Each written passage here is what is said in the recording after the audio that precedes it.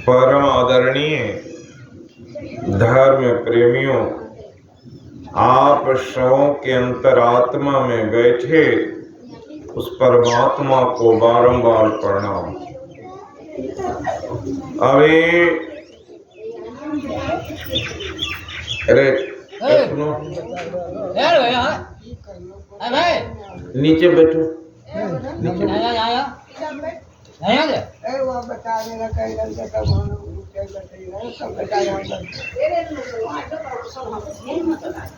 जब परमात्मा की बड़ी कृपा होती है तो सत्संग का लाभ मिलता है। सत्संग होना साधारण बात नहीं, इसलिए सत्संग के बड़े महात्म्य हैं। अभी सुन चुके सदग्रंथ के पाठ में मैं भी आपको दिव्य जो वाणी शास्त्रों में लोगों के कल्याणार्थ कही गई है, उन्हीं बातों में कुछ मुख्य और सुंदर जो विचार हैं, जो संतों के गंभीर सार वचन हैं, उसी को आप लोगों को सुनाएंगे। इसलिए गंभीर ज्ञान को सुनने के लिए गंभीरता से सुनना पड़ता है, क्योंकि भक्ति साधारण नहीं है और साधारण सी भक्ति को समझने वाले व्यक्ति के समय बीत जाते हैं, फिर मन पछताने के अलावे कुछ नहीं रहता। इसलिए कबीर साहब एक भजन के माध्यम से कहे, कोई चतुर न पावे पर नगरिया बावरी, कोई चतुर न पावे पर नगरिया बावरी, लाल लाल सब कोई कहे, सबकी गांठी लाल, खोल के कोई परखे नहीं, ताशो भयो कंगाल,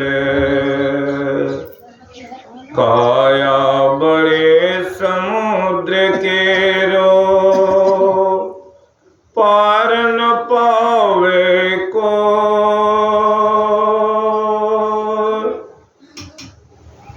मन मर जई है डूब के, मानिक पर खे सोए, ऊंचा महल अगमपुर जहाँ, संत समागम होय, ऊंचा महल अगमपुर जहाँ, संत समागम होय, ये पहुँचे वही नगरिया, जे पहुँचे वही नगरिया, आवागमन नहीं होय, कहे कबीर सुनो बे साधो, का खोजे बड़ी दूर, जे पहुँचे वही नगरिया सो पावे भरपूर। जे पहुँचे वही नगरिया से पावे भरपूर।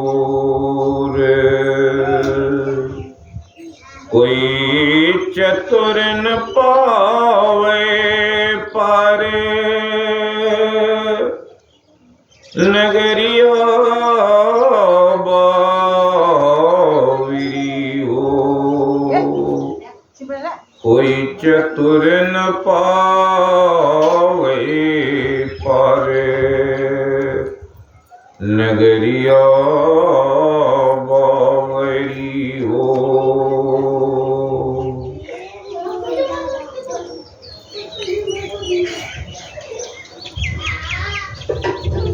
कबीर साहब बड़ी पते की बात कहे कि नगरिया बावरी। बावरी मतलब कहते हैं जब व्यक्ति का दिमाग गड़बड़ हो जाता है, जो करना चाहिए वो नहीं करे, जो नहीं करना चाहिए वे भी करने लग जाते। न खाने का ठिकाना, न सोने का ठिकाना, न रहने का ठिकाना, उसे बावरी कहते हैं। इसलिए कबीर साहब सुनाए कि ऊंचा महल अगमपुर जहां संत समागम हो। ये संतों का समागम लोग सोचते हैं दो चार लोग बैठ गए तो समागम हो गया, लेकिन संत समागम कहते होता कहाँ है, वो जगह कहाँ है। इसलिए रामचरितमानस में भी आया है, सत्संगति दुर्लभ संसारा, निमिष दंडे कहूँ बारा। सत्संगति, सत कहते हैं परमात्मा को, उसकी संगति कितने देर के लिए कहते हैं, निमिष और दंड, समय बहुत छोटा बताया। कितने देर की भी संगति हो जाए तो काम चल जाता है। किसने ऐसा किया? भगवान राम के पूर्वज हुए खटवांग, जो देव दानव युद्ध में गए थे। युद्ध में दानवों पर फतह पाकर के जब देवताओं के बीच थे, देवताओं ने कहा खटवांगे तुम जो चाहो मांग लो, हम लोग देने के लिए तैयार हैं। खटवांग बड़े भक्त थे, बड़े बुद्धिमान थे, बड़े विवेकशील व्यक्ति थे। उन्होंने कहा हे देवताओं, अगर कुछ देना भी चाहते हो तो बता दो कि अब हमारी आयु कितनी बची है।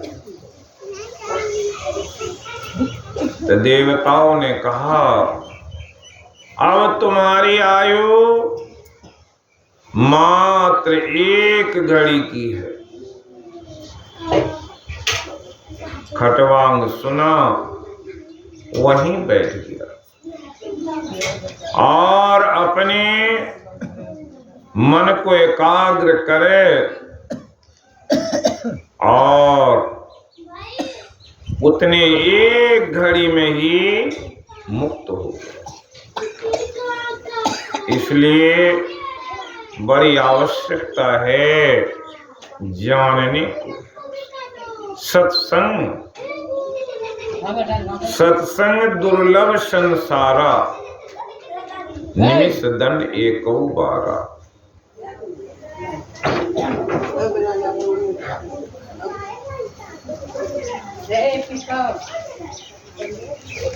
सत्संग में उस दिन भी सुनाए थे, जहाँ सत्संग होता तो वहाँ आज के पाठ में भी आया कि जो ऋषि महात्मा सब हैं, समाधि को त्याग कर ऐसे ब्रह्म ऋषि भी सत्संग में आ जाते। इसलिए सत्संग में क्यों आते? ये मानव शरीर ही दुर्लभ क्यों है? और शरीर तो बहुत सारे हैं। आज यहाँ जो कार्यक्रम है वो कार्यक्रम पुण्यतिथि के स्मृति में है, और आज का विषय जो रामायण में पढ़ा गया कि सुख संकादिक नारद जो ब्रह्म ऋषि हैं, वेद विशारद हैं, ज्ञानी हैं, सबों ने कहा बेगर भक्ति किए कल्याण नहीं। ये कब तक कल्याण नहीं है उस बात को गिनाया गया और सुने हैं। उसी क्रम में आज के विषय को हम थोड़ा उससे भी हट करके कि मानव शरीर दुर्लभ क्यों है और भक्ति क्यों करना चाहिए, और उस बात को आप सुनेंगे, क्योंकि सुखदेव बाबू के मन में विचार बराबर है। उस दिन भी ये सुनना चाहते थे कि 2 घंटे तक हम सुनेंगे। आज भी इनके मन में भाव जगा। क्या होता है, किसी भी काम के लिए पहले एक मन में विचार आता है, एक जिज्ञासा जगती है, और वो जिज्ञासा जब जग जाती है तो उस आशा की पूर्ति के लिए लोग कर्म करते हैं। वो कर्म क्या है? वो कौन सा धर्म है, कौन सी विधि है जिसको करने के लिए जानना है। हमारे शास्त्रों में, वेदों में, उपनिषदों में, गीता, रामायण और बड़े बड़े सदग्रंथों में बहुत अच्छे अच्छे विचार रखे गए। इसलिए गीता माया ऋषि वीर बहुधा गीतम छंदो वीर विविध पृथक ब्रह्म सूत्र पदे ऋषियों ने बहुत प्रकार से ज्ञान की बात सुनाया। ए सुनो, ए लड़का, तुम आदमी है कि जानवर है? बैठा हुआ है अपना, कुछ भी ज्ञान नहीं हुआ इतना दिन में। हट के बैठो, नहीं तो ले आकर के हम अपने गाड़ी में बंद कर देंगे दोनों को, समझे? आया सुनने के लिए नहीं सुन सकते हो तो चले जाओ, घूमो कहीं।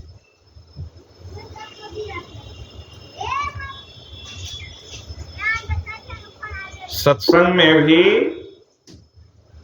विघ्न डालना, चाहे वो बच्चा हो कि सियाना हो, ये राक्षसी प्रवृत्ति का देन है। क्या है? जैसे परिवार घर को भी, इसलिए कबीर साहब कहने की कृपा की, प्रथम गुरु कौन है? प्रथम गुरु हैं माता पिता, जो रज वृज कर दाता। और वेद उपनिषदों की बात जब आती है तो कहा गया कि मातृ पितृ को देव कहा गया। मातृदेवो भव पितृदेवो भव, ये देवता है। माता पिता देवता हैं, गुरु हैं, प्रथम गुरु माता पिता है। अपने बच्चे को जैसा ज्ञान देंगे, जिस तरह से रहनी गहनी माँ बाप की होती है, उसी का अनुसरण उस घर के बच्चे करते हैं। जिसके माता पिता गाली बोलते हैं, बच्चे भी गाली बोलेंगे। जिसके माता पिता सत्संग करते हैं, गुरु का नाम लेंगे, भगवान का भजन करेंगे, तो बच्चे भी उसी काम को करते हैं। इसलिए देखेंगे सत्संगों के घर के बच्चे भी अगर ध्यान करते अपने माता पिता को देखते हैं, तो वे भी कपड़ा ओढ़ करके कोने में बैठ जाते और वैसा ही खेल खेल में करते। इसलिए संस्कार की जननी कौन है? घर में माता है, संस्कार देती है। इसलिए उस दिन भी सुनाए थे यहीं पर 16 संस्कार। ये कहां से मिलता? उसी माता पिता से मिलता है। जो जैसे संस्कार देंगे, जैसा बीज लगाए वैसा ही होगा। इसलिए कबीर साहब कहने की कृपा किए, रोपा पेड़ बबूर का, आम कहाँ से होए। जो जैसे वृक्ष को लगाए हैं, जैसा फल के बीज डाले हैं, एक दिन वो अंकुरित होकर के वृक्ष बनेगा और वो वृक्ष वैसा फल देगा। एक संत ने एक व्यक्ति से कहा कि देखो, ये एक बीज दिखाते हुए कहा, ये बड़ा वृक्ष बनेगा और संसार के लोगों को छाया देगा, फल भी देगा। उस व्यक्ति के मन में भाव आया, ठीक है, आज ही इस वृक्ष को, जो छोटा पौधा था, उखाड़ करके फेंक देते हैं, देखते हैं कैसे होता है। जैसे ही उस बीज को उखाड़ करके, जो पौधा था उसे उखाड़ करके दूसरे जगह फेंक दिया। प्रकृति के नियम को देखिए क्या करते कि रात में भारी वर्षा हुई और उस बरसात के रेत में वो पौधा वहां से दहते हुए जाकर के एक ऐसे जगह पर गड्ढे में जमा हो गया मिट्टी के साथ है, और जहां कोई उसे बाधा नहीं, और वो पौधा बढ़ने लगा, बढ़ते बढ़ते वृक्ष का रूप ले लिया। तो वही व्यक्ति एक दिन जाकर के उस संत से मिला और बोले, बाबा, आपने कहा था कि इस पौधे के बारे में एक बड़ा वृक्ष होगा और संसार के लोगों को छाया देगा, फल भी देगा। वो वृक्ष आपका कहाँ गया? हम तो उसे उसी दिन उखाड़ करके फेंक दिए। संत आंख बंद किए, बोले, बेटा, ये प्रकृति कैसा है? प्रकृति अस्थो ही भुंगते, प्रकृति जान गुणान, कारणम गुण संगो अस्य, सद असद योनि जन्म सु कारणम। प्रकृति में संरक्षित बीज होते हैं। प्रकृति, उसको नीचे रखिए, नीचे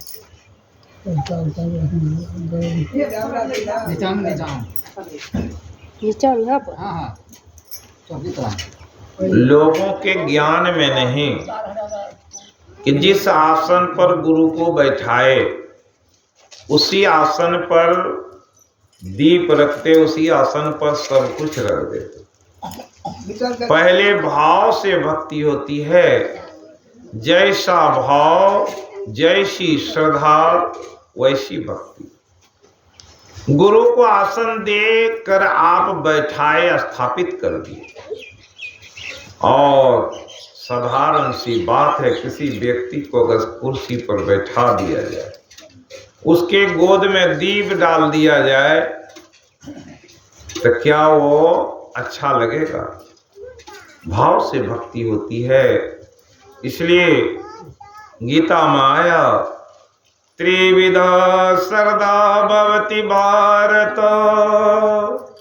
सरदामयो। क्या है? त्रिविधा भवति श्रद्धा देहि नाम स्वभाव जा। कि 3 प्रकार की श्रद्धा होती है, सात्विक, राजस और तामस। जिसकी जैसी श्रद्धा वैसी ही श्रद्धामयो अयम। जैसी श्रद्धा वैसा ही वो हो जाता है। इसलिए श्रद्धा की बड़ी ये है, भाव से भक्ति। भाव जिसका जैसा वैसी भक्ति हो जाएगी। इसलिए कहने का भाव मेरा था, वो वृक्ष के बारे में उस संत ने उससे व्यक्ति से कहा, तुम तो सोचे लेकिन वैसा होता नहीं। प्रकृति सबकी सुरक्षा में लगे रहती, और इसलिए उसकी सुरक्षा उसी रात्रि में हो गई। तुमने उसे उखाड़ करके फेंक दिया, और उसी रात में भारी वर्षा हुई, और बरसात के पानी के रेत में वो वृक्ष का पौधा बहता हुआ अमुक जगह गया, और चलो दिखाते हैं कि वो वृक्ष बन गया है। जाकर के देखा तो संत बोले कि देखो वही वृक्ष, जिस वृक्ष के बारे में बोले थे वही है। आज ये बड़ा हो गया है, छाया दे रहा है, और छाया से और इसके फल से लोग लाभान्वित होंगे। प्रकृति में सारी चीज संरक्षित है, लेकिन हमें उसका ज्ञान नहीं है, इसलिए समझ नहीं पाते, और नहीं समझने के कारण, हमारी अज्ञानता के कारण हम विश्वास नहीं कर पाते। इसलिए बड़ी आवश्यकता है। इसलिए महर्षि में ही परमहंस जी महाराज कहे, दृढ़ परतीत प्रीत कर गुरु से, कर सत्संग सवेरे, यही विधि भव फंदा कट जई है, मैं ही कहत ही तेरी।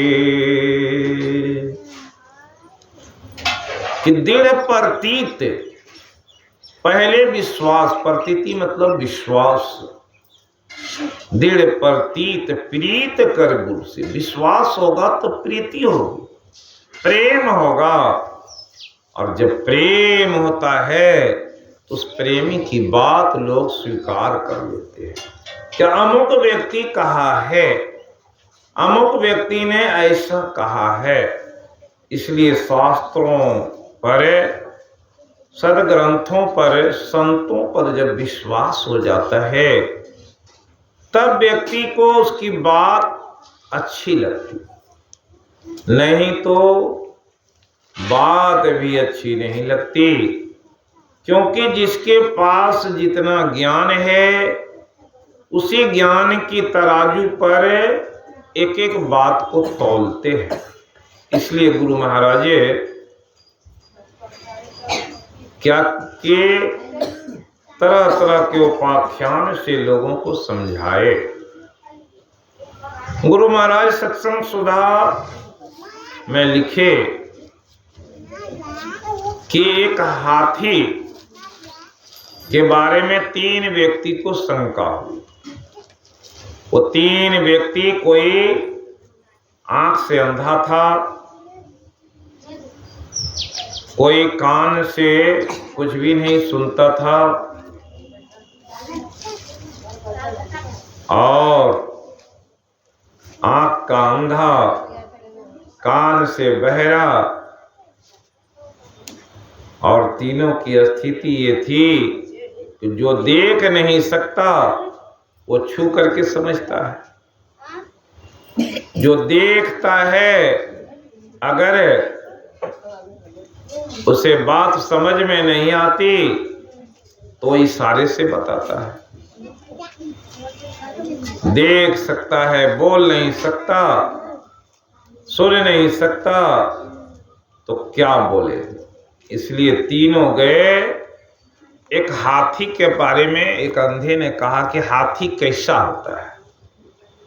तीनों गए, हाथी को छुए, देखा जिसने तो हाथी को तो देखा, लेकिन मुंह नहीं है कि उसे बता दे। दूसरे ने, जिसे आंख था वो बहरा था, वो कुछ सुनता नहीं तो क्या बतावे।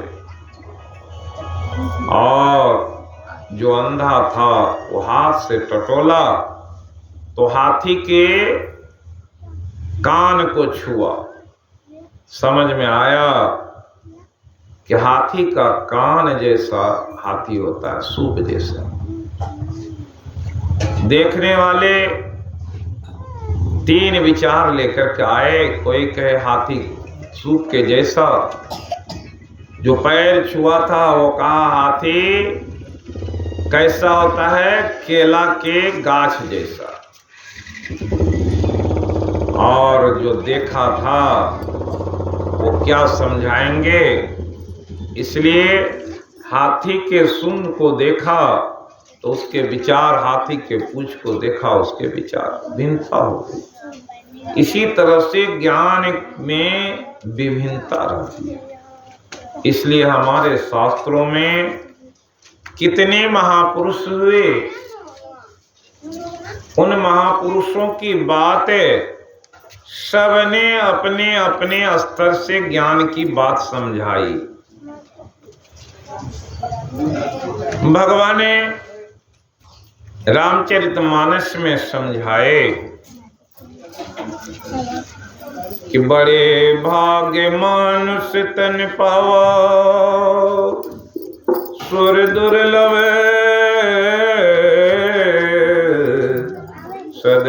सदग्रंथ ही गावा। बड़े भाग्य से मनुष्य का शरीर मिला है और ये देवताओं को भी दुर्लभ है। तो ऐसा शरीर जिसके बारे में हम बोले कि ये दुर्लभ शरीर है, इस बात को हम लोग जाने और तब जाने कि बगैर भक्ति के कल्याण नहीं है उस बात को। तो पहले रामचरितमानस का पाठ हुआ, रामचरितमानस में ही देखें तो भगवान कहते हैं आकरि 4,84,000 योनि भ्रमते है जीव अविनाशी,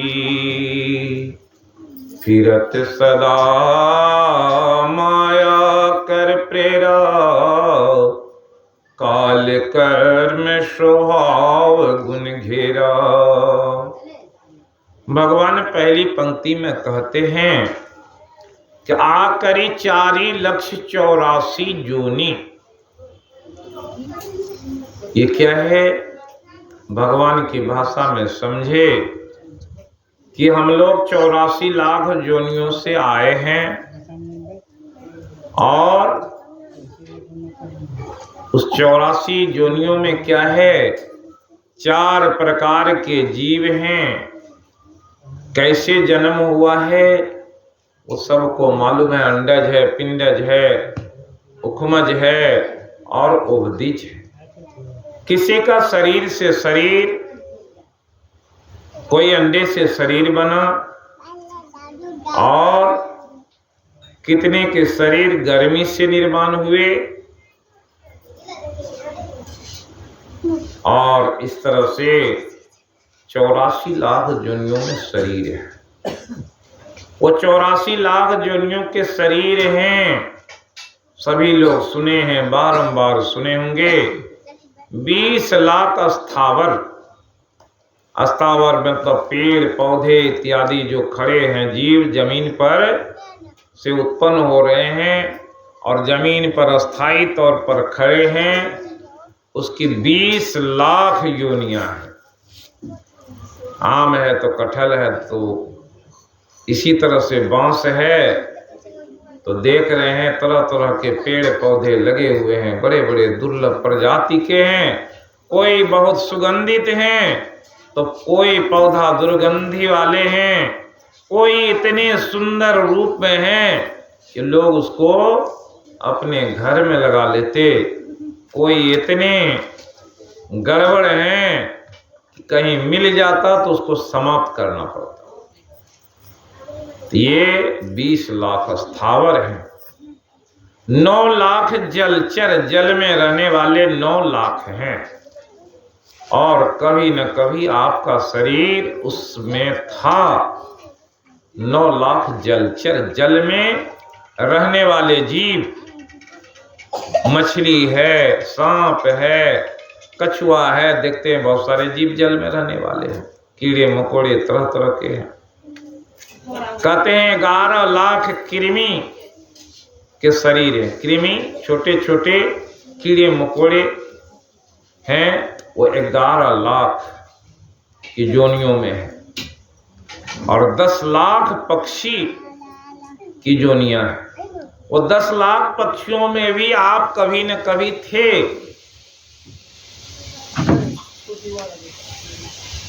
30 लाख पशु जानो हूं भाई, पशु जो 4 पैर वाले हैं उनकी 30 लाख प्रजाति योनियां हैं। 4 लाख बानर समुदायी,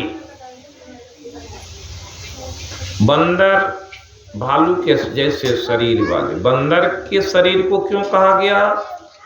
बंदर विवेकशील है, मनुष्य के जैसा है, मनुष्य के जैसे रहने की सारी कला है, इसलिए बंदर को भी दिखाया गया कि वैसे जोनी में है जो मनुष्य के जैसे चल फिर सकता है।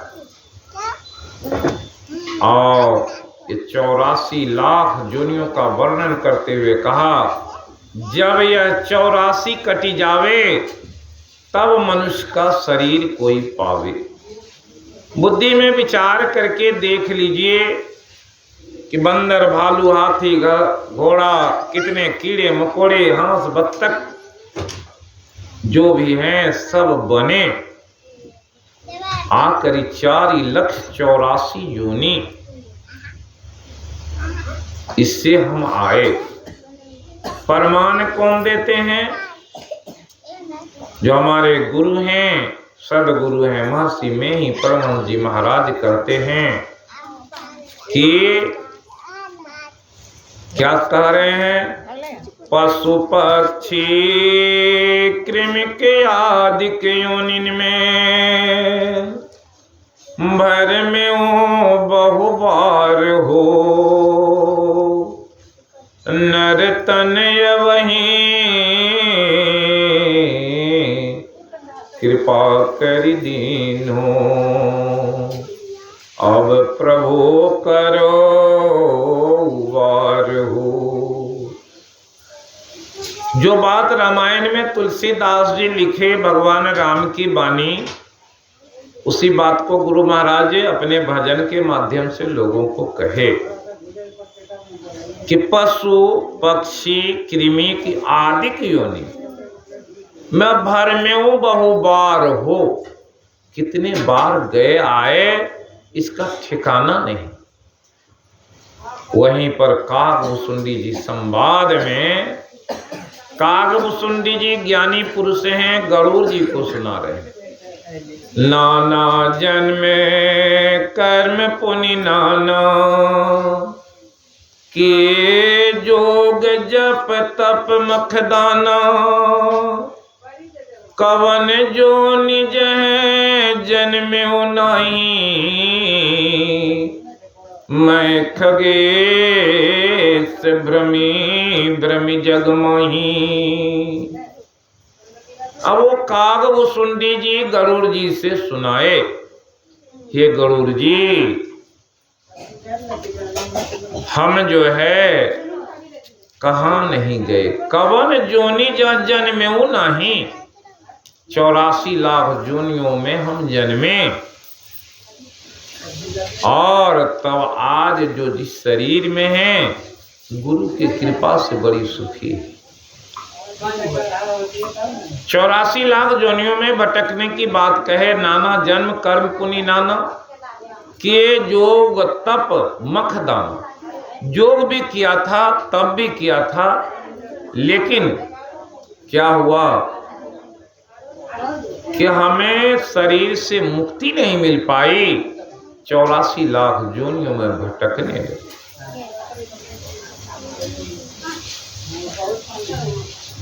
अब समझिए कि हमारा शरीर कितना दुर्लभ है। वही कागभुसुंडी जी के संवाद में है, इसकी महत्ता को बताए। नर समान नहीं कवनहु देही, जीव चराचर जाचते ही। सरग नरक अपवर्ग निशेनी, ज्ञान विराग भक्ति सुख देनी। ये शरीर कैसा है कि न मनुष्य शरीर के जैसा कोई शरीर नहीं, और इस शरीर में क्या गुण है कि इस शरीर को एक सीढ़ी कहा, निशैनी। चाहे तो स्वर्ग जाएं, चाहे तो नरक जाएं। स्वर्ग नरक दो बात कहते हुए इसकी और भी महत्ता बताए। अपवर्ग निशेनी, अपवर्ग कहते हैं वैकुंठ को, अपवर्ग कहते हैं उस मुक्ति धाम को जहां जाने के बाद कोई लौटता नहीं। वहां पहुंच भी सकते हैं, नरक भी जा सकते हैं। और कबीर साहब संत सम्राट है, वो कहते हैं कि नर समान नहीं कवनहु देही। तो वहां कहते हैं कि दुर्लभ मानुष देह है, देह न बारंबार, तरवर ज्यों पत्ता झड़े, बहुर न लागे डार।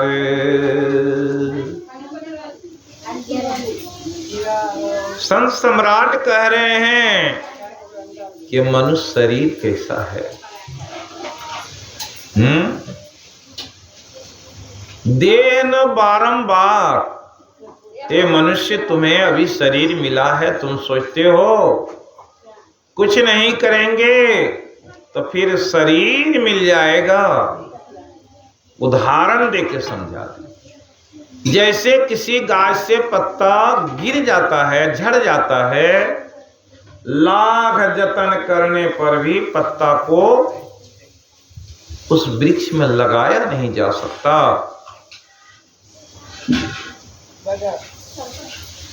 ये बात वो संत सम्राट कह रहे हैं।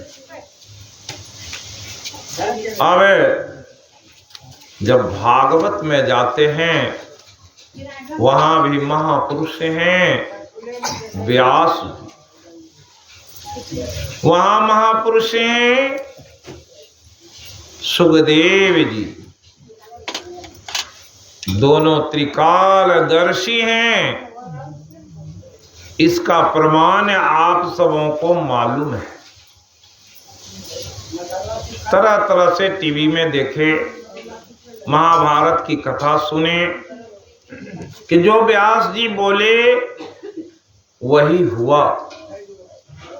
और वही व्यास जी दिव्य दृष्टि संजय को दिए थे और वो संजय युद्ध के मैदान की घटना को धृतराष्ट्र को सुनाए। वैसे महापुरुष की वाणी है। उन्होंने कहा, इसी बात को दोहराया कि शरीर कैसा है और कितना क्षणभंगुर है। दुर्लभो मानुषो देहे देहि नाम क्षणभंगुरः तत्रापि दुर्लभं मन्ये वैकुंठ प्रिय दर्शनम।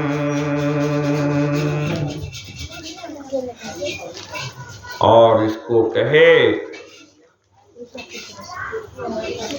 कि ये स्वरूप दुर्लभ है और कितना है, क्षण भंगुर है, क्षण में समाप्त हो जाने वाला है। और इस क्षण भंगुर शरीर में आने के बाद भी तुम किस काम में लगे हो। इसलिए समझाते हुए कहे कि शरीर में दुर्लभ क्या है, वो वैकुंठ के अधिपति जो हैं उनका दर्शन हो जाए तो काम बन जाएगा। इतना दुर्लभ। और उसकी दुर्लभता के बारे में अगर कहा जाए, शास्त्रों में तरह तरह से कहा। और महर्षि में ही परमानंद जी महाराज भी भजन के माध्यम से सुनाती। और उसे सुनकर भी अगर हम लोग मान नहीं रहे हैं, इतने संत लोग कठिन तपस्या करके जिस युक्ति को जाने, जिस भक्ति को जाने हैं, वो समझा रहे। और भागवत में भगवान कपिल है, जो अपनी माता को भी ज्ञान की बात सुनाए। उन्होंने भी शरीर के बारे में अपनी माता को कहा कि ये बातें, ये शरीर बड़ा ही क्षणभंगुर है, बड़ा ही दुर्लभ है, ये बार बार मिलने वाला नहीं है, एक साधन है। वो साधन मिल गया है तो इसमें आसक्ति को त्याग दो। और तब ज्ञान की बात उसे समझाए, उसे अष्टांग योग की बात समझाए, चित्तवृत्ति निरोध की बात समझाए। और समझाते हुए उसे ज्ञान दिए। वो 4 श्लोक में वो ज्ञान है जो सुनाएंगे। अभी इसकी दुर्लभता को जानिए। इसी बात को तो भगवान बुद्ध भी जाने, सभी लोग जानते हैं। तो भगवान बुद्ध को वैराग कैसे आया? क्योंकि संत महात्मा आए तो बताए कि ये बालक बड़ा ही गुणवान है, बड़ा ही विद्वान होने वाला है, बड़ा ही चतुर और चतुरों में शिरोमणि होने वाला है।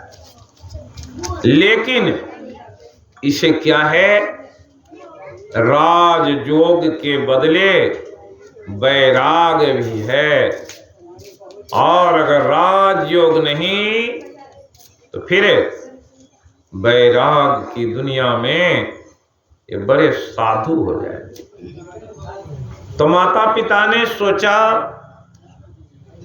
क्यों नहीं इसे बाहर नहीं जाने देंगे, दुनिया के आबो हवा नहीं लगेंगे तो ये साधु कैसे होगा। इसलिए उनको दुनिया की जो भी सुख सुविधा है वो पर्याप्त मात्रा में दी गई, और ऐसे सुंदर भवन में थे जहां रहने के बाद बाहरी दुनिया में झांकने की कोई आवश्यकता नहीं। उस भगवान बुद्ध के सुख सुविधा, राजसी रहन सहन और ऐसी स्थिति को जानी, क्या उतनी सुख सुविधा आपको हमको है? लेकिन उनके अंदर में वो बीज पड़ा हुआ है। उस बीज के अंकुरन होने के बाद उनके मन में जो विरक्ति के वो भाव चल रहे थे, क्या किए? सारथी से कहा, चलो एक बार बाहर की दुनिया में चले। तो देखा एक बूढ़े व्यक्ति। अरे ये कौन है? महाराज ये एक बूढ़ा आदमी है। वो बूढ़ा आदमी कैसे बूढ़ा हुआ? तो सुनाए कि जो जन्म लेता है वो एक दिन धीरे धीरे बूढ़ा हो जाता है और फिर ऐसी गति हो जाती है। अच्छा, हम भी होंगे? हाँ होंगे। फिर ये बात उसके अंदर में पहले ही कहे थे, एक जिज्ञासा जगती है, एक प्यास जगती है, एक तृष्णा होती है कि हम जाने, और अपने आप के बारे में जानना भी बड़ा भारी है। इसलिए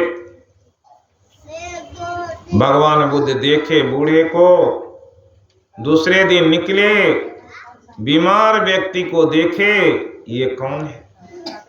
ये बीमार हो गया। ये बीमारी कहाँ से आती है मालूम हुआ, समझ में आ गया, बड़ा कष्टदायी है। एक अच्छे व्यक्ति यौवनम जरा व्याधि तीनों के शिकार हो जाते, इस बात को समझे, मन में चिंतन आया। जरा व्याधि दुख दोषानु दर्शनम, ये दुख को जो देखता है मन में विचार लाते। भगवान बुद्ध इस पर विचार कर रहे, और ठीक उसके बाद जो निकले तो देखे कि कुछ लोग व्यक्ति को श्मशान घाट की ओर लेके जा रहे। ये कौन है? ये मर गया। राम नाम सत्य है, सबका यही गत है। कहने का मतलब, एक व्यक्ति जन्मा है तो वो मरेगा।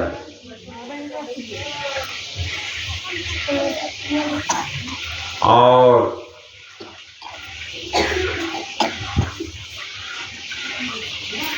जन्म है तो मृत्यु है।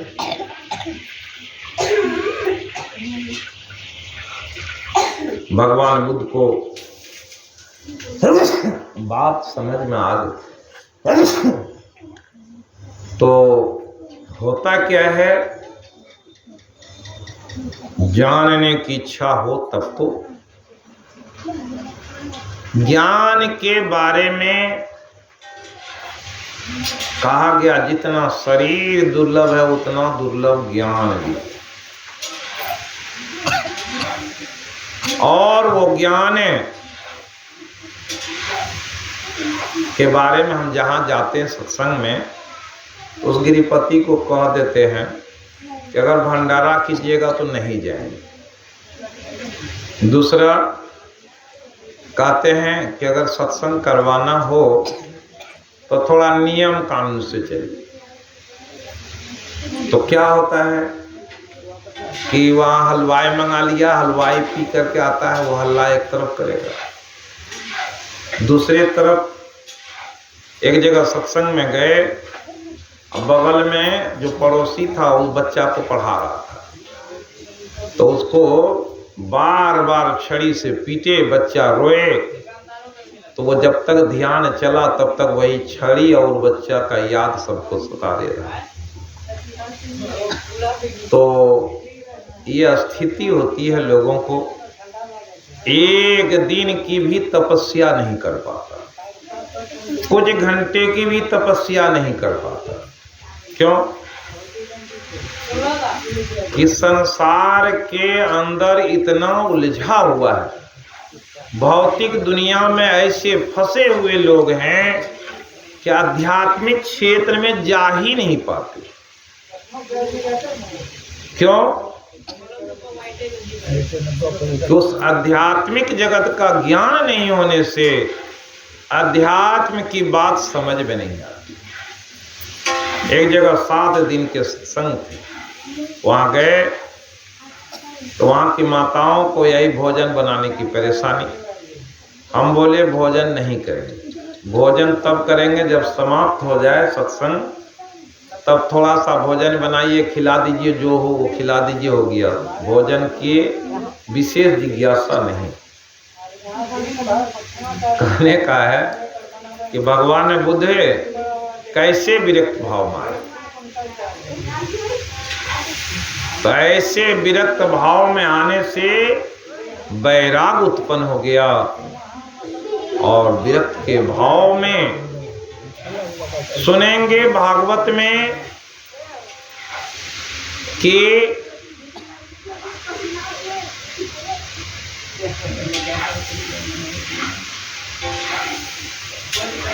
ऋषभ देव जी की उस दिन कथा सुनाए थे, उनके पुत्रों को वैराग हो गया, ऋषभ देव जी को वैराग हुआ था, और उनके 9 पुत्र जो परमहंस योगी हुए, 9 ने अपने पिता को 9 प्रकार से समझाया, और उनके पिता तो स्वयं ज्ञानी थे, इसलिए 100 पुत्रों में 100 के 100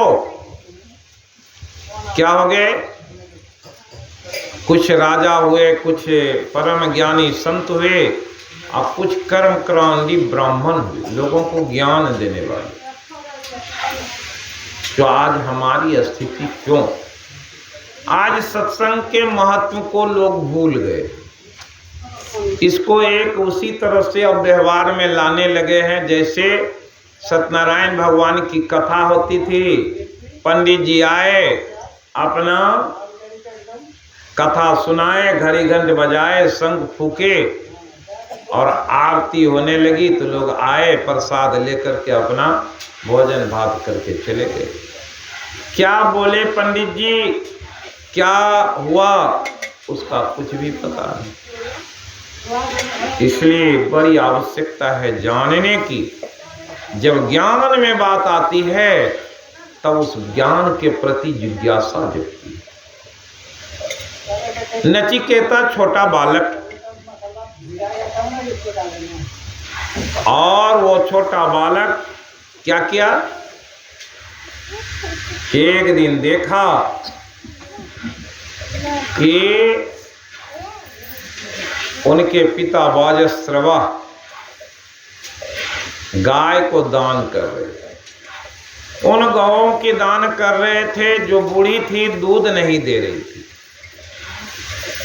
और अच्छी अच्छी गायों को छांट करके रख लिए। उनके मन में बार बार विचार आ रहा था कि पिताजी ये कौन सा यज्ञ है जो गाय दूध नहीं देती, आप उसे दान करने में लगे। तो गौओं को दान दे रहे हैं, आप कहते हैं प्रिय वस्तु दान दे रहे हैं, तो मेरा दान किसे करेंगे? तो उसने कहा तुम्हारा दान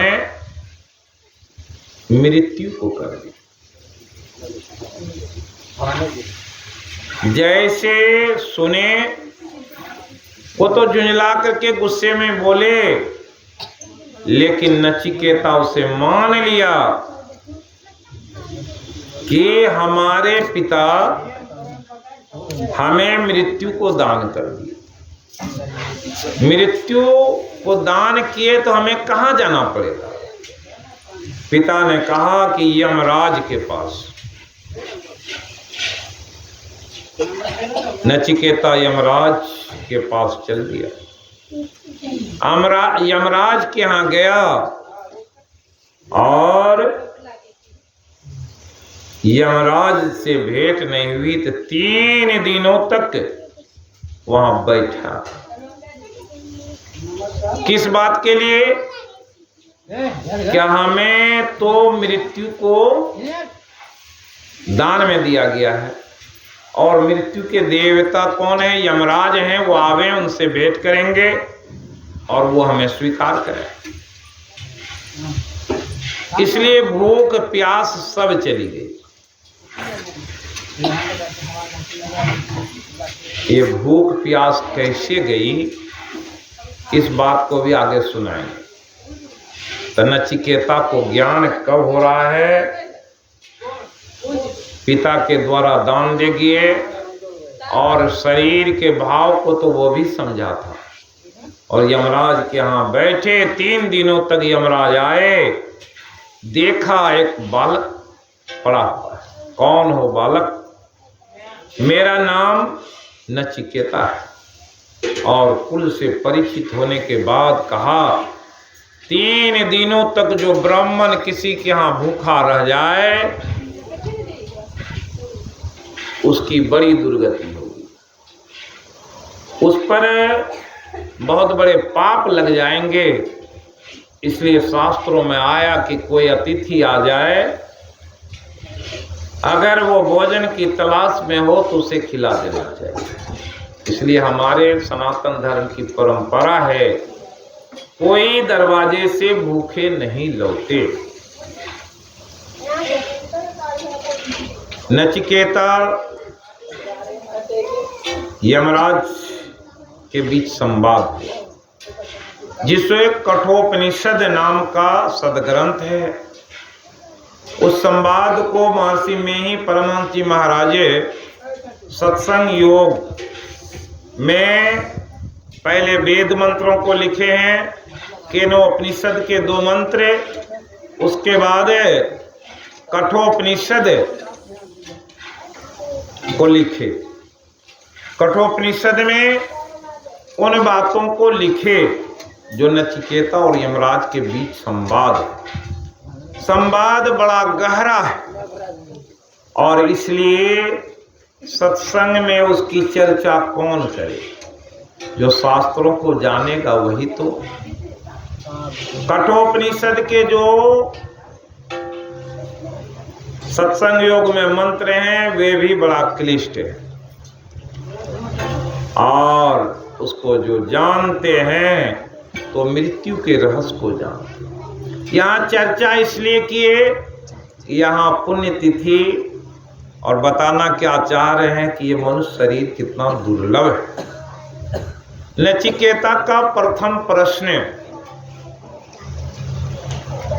क्या था कि मृत्यु को हमें दे दिया है, यमराज हमें ग्रहण करें। यमराज बोले तुम बड़ा ही विलक्षण बुद्धि के हो, तुम्हारी भाव और भावना से, श्रद्धा से मैं तृप्त हो गया। हमने तुम्हें स्वीकार किया, लेकिन मैं तुम्हें वरदान देना चाहता हूं। तुम 3 वरदान कोई भी हमसे मांग लो और पुनः तुम लौट जाओ। नचिकेता सोचा बड़ा अच्छा बात कहा। 3 वरदान दिए हैं।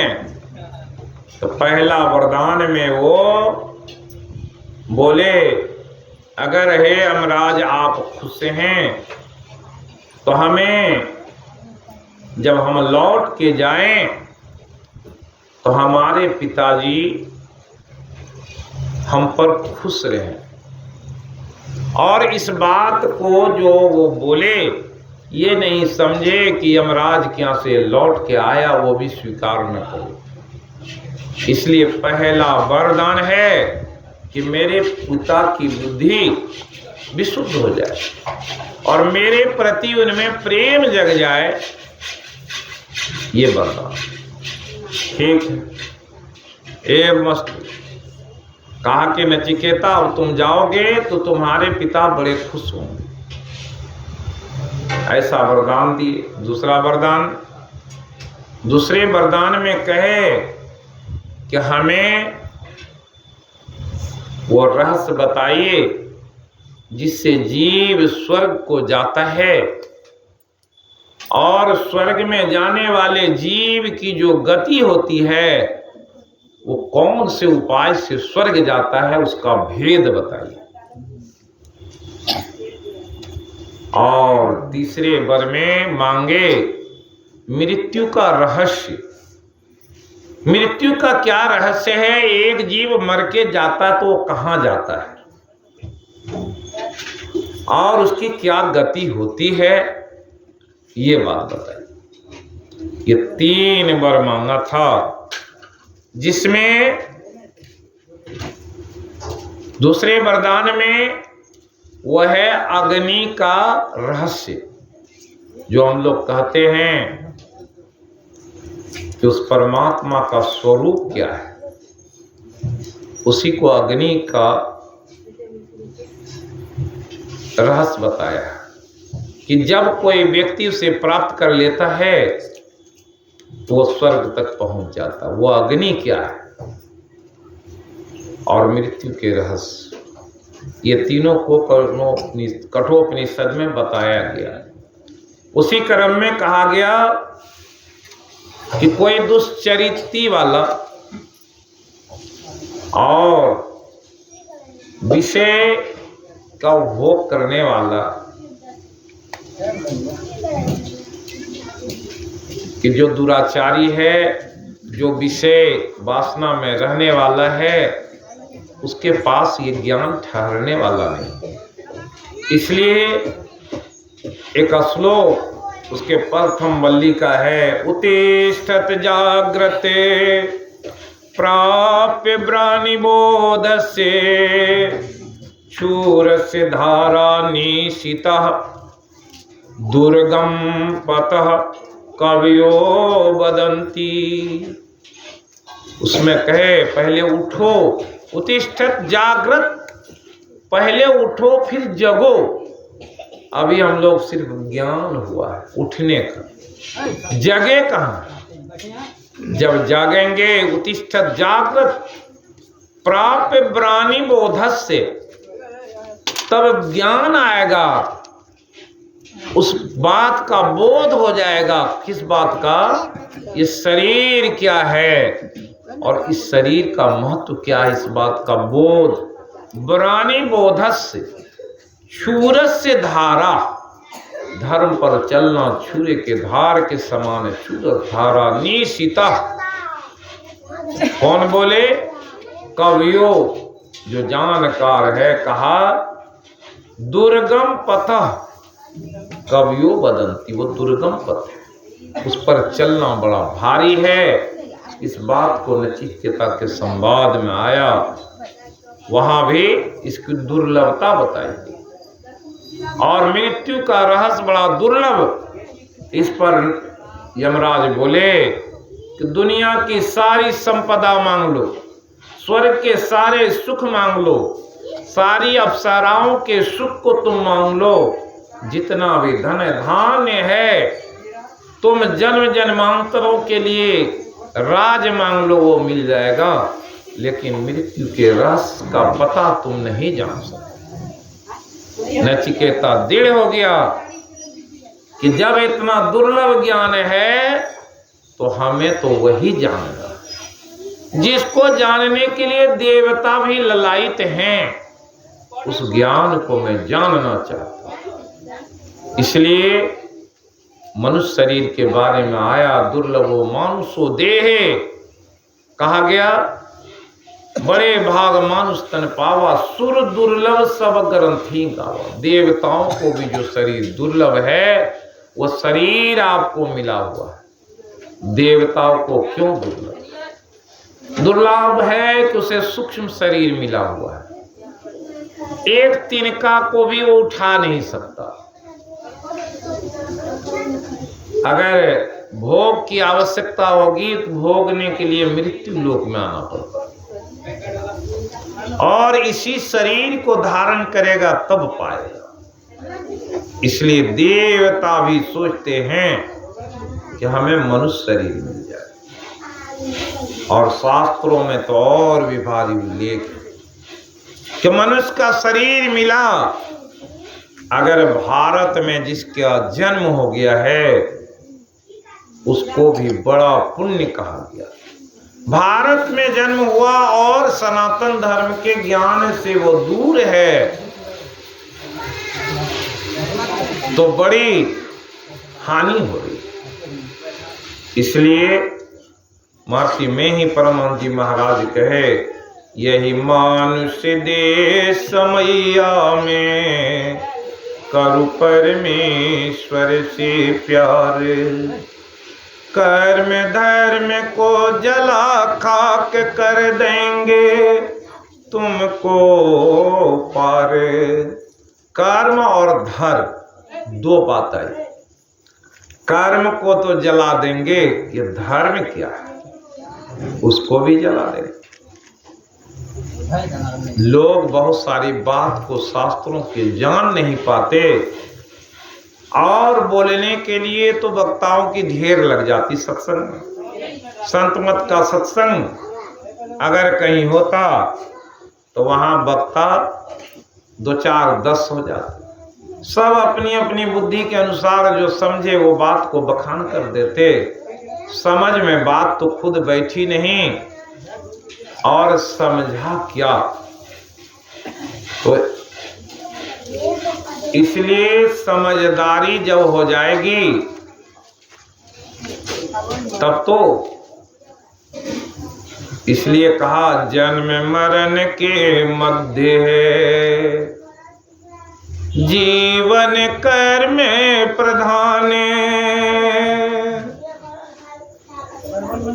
जन्म और मरण के बीच जो जीवन है वो कर्म प्रधान है। उज्ज्वल उसका जीवन है जिसका कर्म महान है।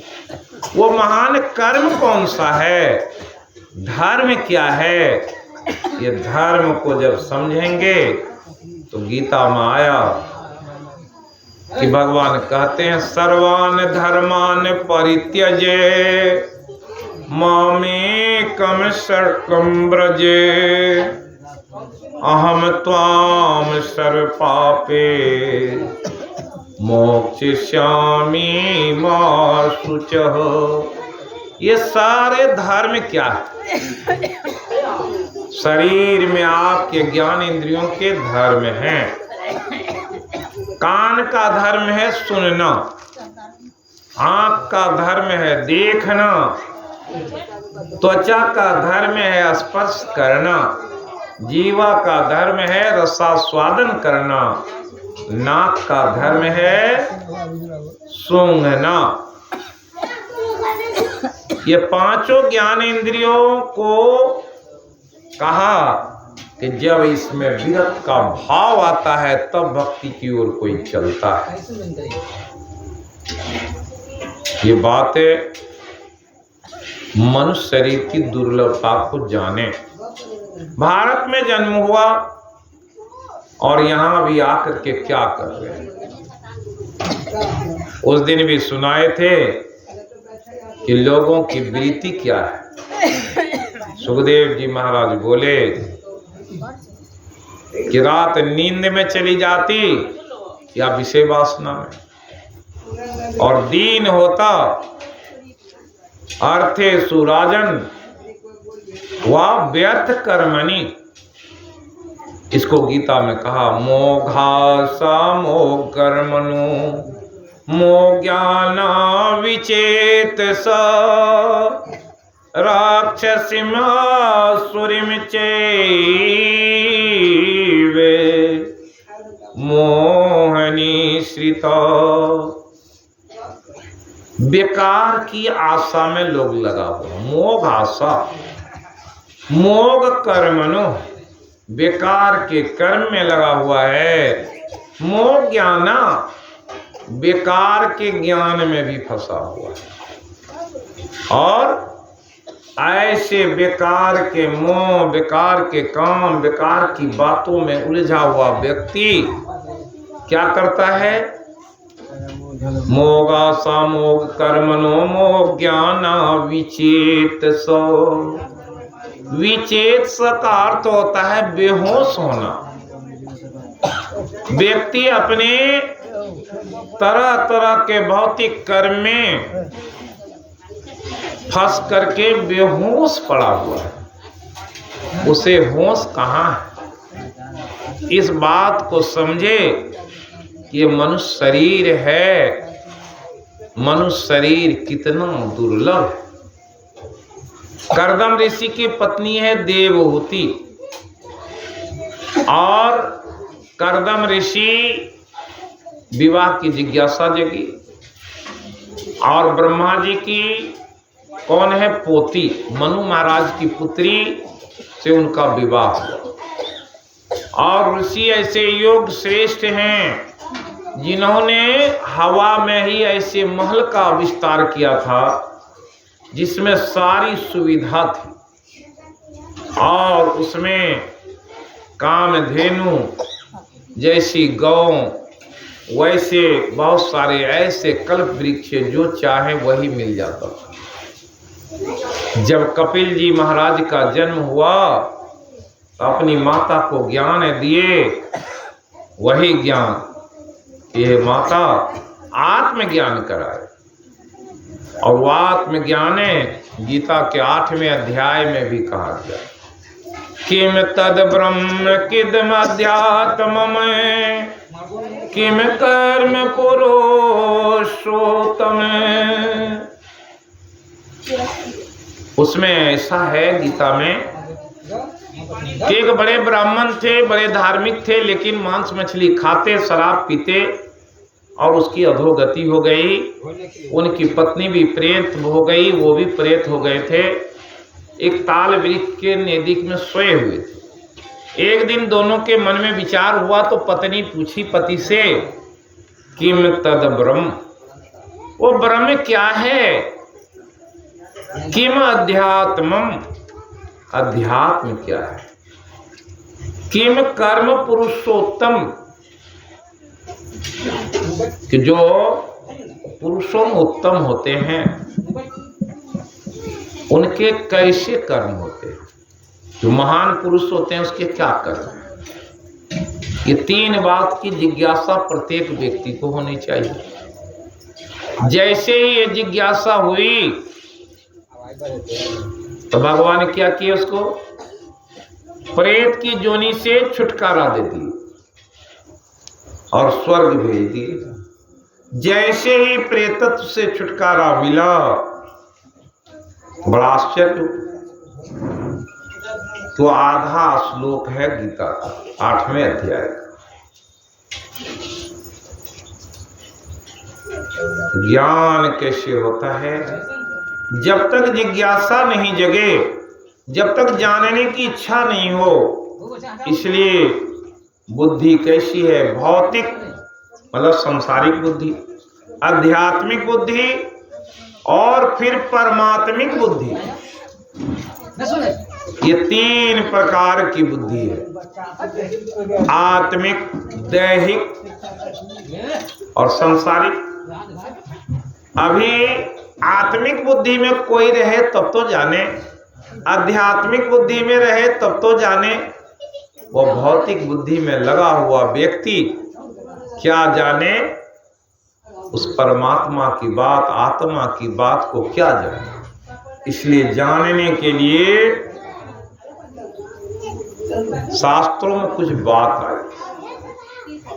भागवत के प्रसंग में है, नारद मुनि